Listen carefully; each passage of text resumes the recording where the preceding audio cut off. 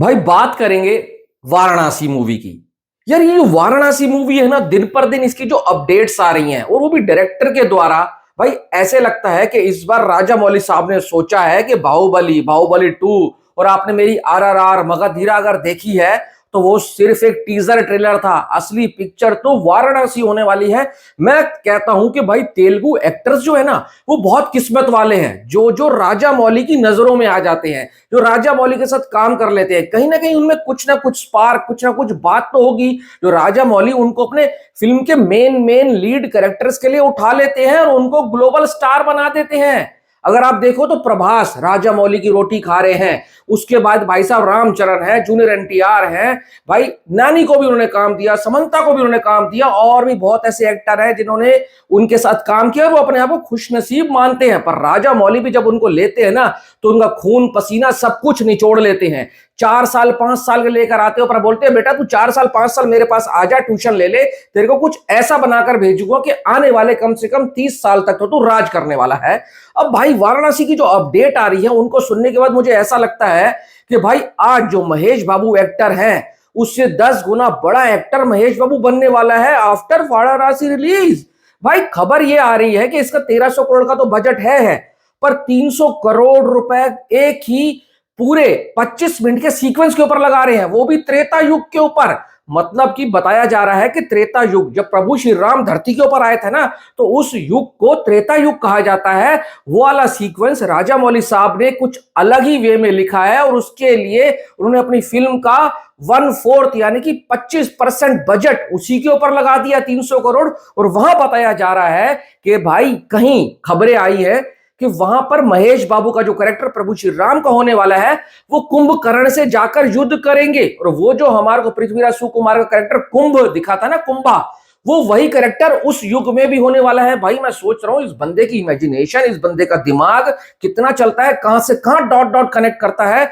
यही सब चीजें इस फिल्म के लिए बहुत ज्यादा एक्साइटेड कर रही हैं और इंस्पायर कर रही हैं कि अगर ऐसे डायरेक्टर अपने इंडियन सिनेमा के अंदर मौजूद है, और खास करके तेलुगु बेल्ट में, तो तेलुगु बेल्ट वाले भाई सब ब्लेस्ड हैं। उनको राजा मौली का जितना शुक्रिया अदा करना चाहिए वो कम है। ये आदमी अपने क्राफ्ट को लेकर, अपने सिनेमा के अंदर से एक वो होती है चीजें, उसको लेकर पागल है यार, क्या क्या कर बैठता है।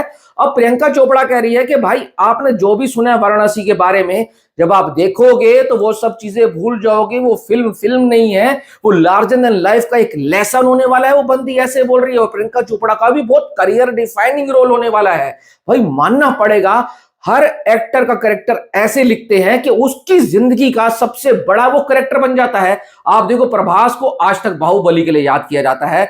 भाई रामचरण, जूनियर NTR, उनके कैरेक्टर इतने सॉलिड थे कि पब्लिक के दिल और दिमाग में आज तक बैठे हुए। और RRR तो वो फिल्म बन गई थी जो ओवरसीज में अंग्रेजों को पागल कर गई थी। अब नानी का मक्खी वाला कैरेक्टर ले लो, हाँ मक्खी फिल्म से याद आता है कि यहाँ पर किच्चा सुदीप का भी बहुत इंपॉर्टेंट रोल होने वाला है। और एक और बड़े एक्टर की एंट्री हो चुकी है, प्रकाश राज की। यार प्रकाश राज कर क्या रहा है, बंदे की 10 की 10 उंगलियां देसी घी के अंदर है।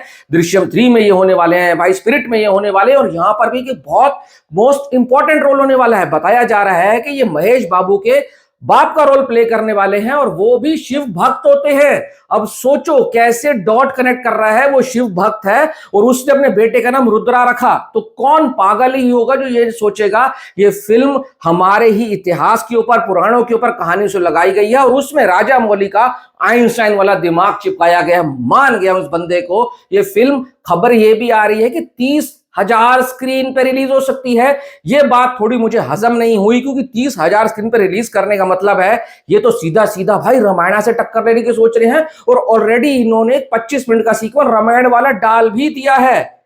राजा मौली साहब थोड़ा सा ज्ञान हमें भी दे दो। अगर ऐसा राजा मौली का एक दिन मिल जाए ना, तो बंदा उनसे जितना ले सकता है ले ले, क्योंकि ये बंदा बंदा नहीं है, मुझे लगता है सिनेमा के लिए भगवान बनकर आया धरती पे, और वो चीजें उस तरीके से कर भी रहा है। बाकी आप बताओ, आपको क्या कहना है। Thanks for watching.